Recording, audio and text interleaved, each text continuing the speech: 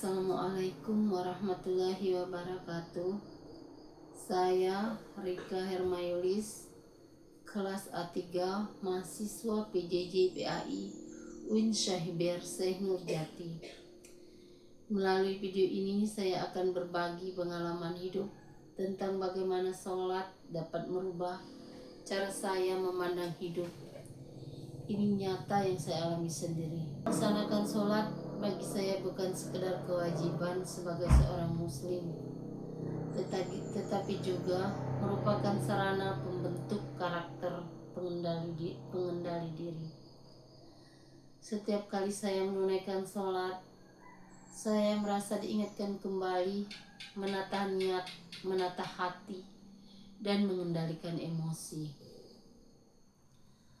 Pengalaman yang paling berkesan saya ketika saya berusaha menjaga sholat di awal waktu, terutama di tengah kesibukan saya sebagai pekerja di staf tata usaha Yayasan Muslim Cendekia Bengkulu, dan saya sebagai mahasiswa PJJ PAI UIN Syahibir Syekh Nurjati, dan aktivitas sehari-hari saya sebagai ibu rumah tangga dengan pekerjaan yang begitu menumpuk dan banyak.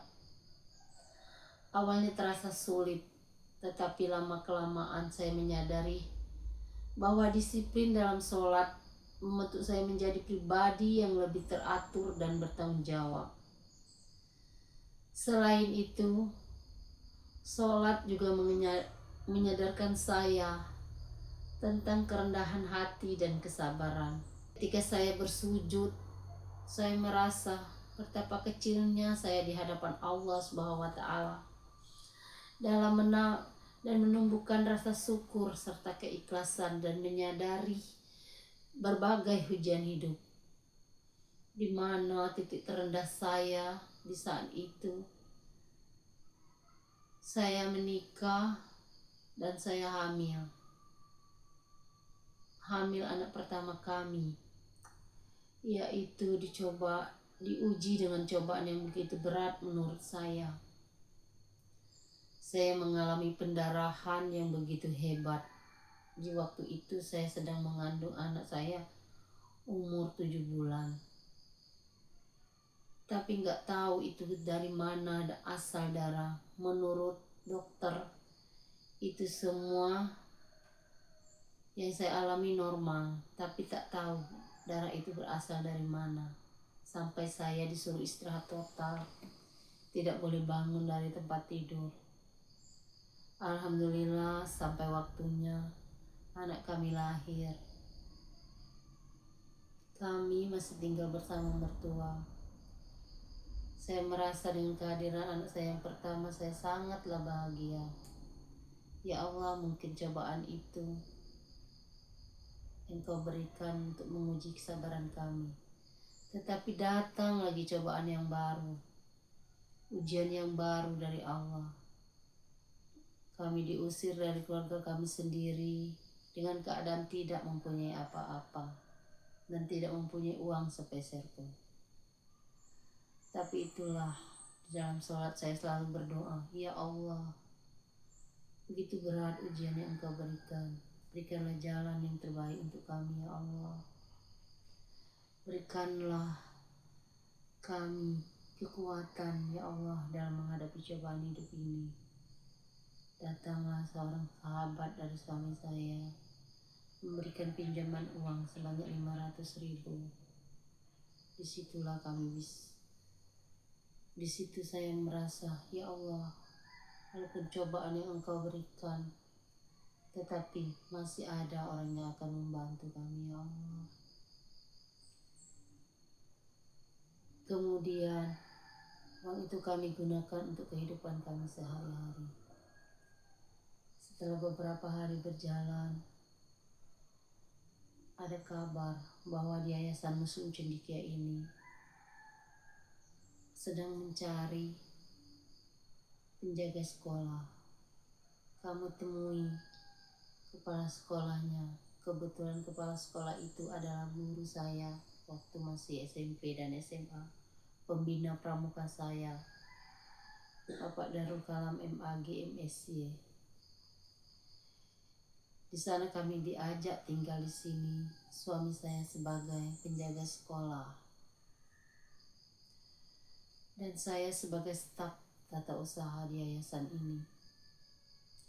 Kemudian setelah beberapa bulan berjalan,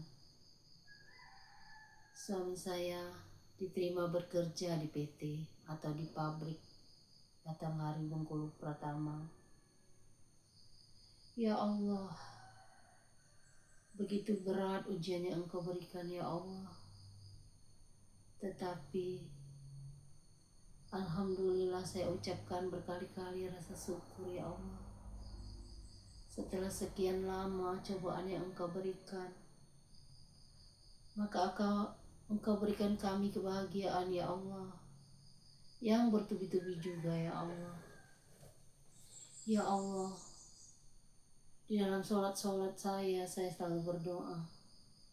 Saya panjatkan ucapan terima kasih yang telah Engkau berikan. Saya merasa sangatlah ujian itu belum seberapa ketimbang kebahagiaan yang diberikan oleh Allah.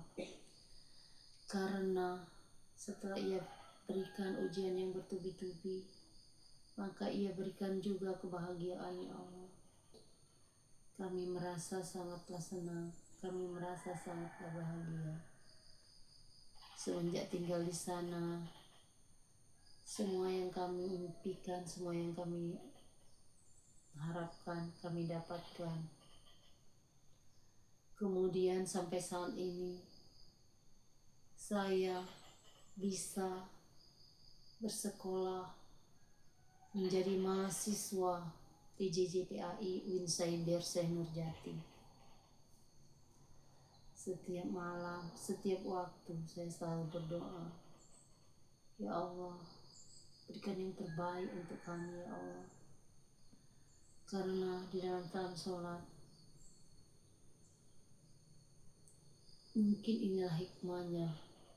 Dengan saya menjaga sholat saya di awal waktu, dengan saya menjaga sholat saya 5 waktu,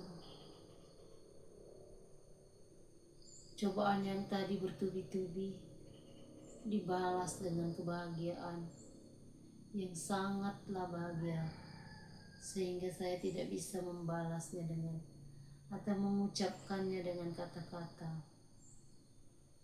Dari sini saya bisa ambil hikmah bahwa sholat itu membuat pribadi saya menjadi lebih baik, sabar, disiplin, dan rendah hati. Saya menyadari bahwa kualitas ibadah saya mungkin masih kurang. Kualitas diri saya, karakter diri saya mungkin masih kurang. Ya Allah, saya tidak bisa mengungkapkan dengan kata-kata apa, hanya ucapan terima kasih kepadamu ya Allah,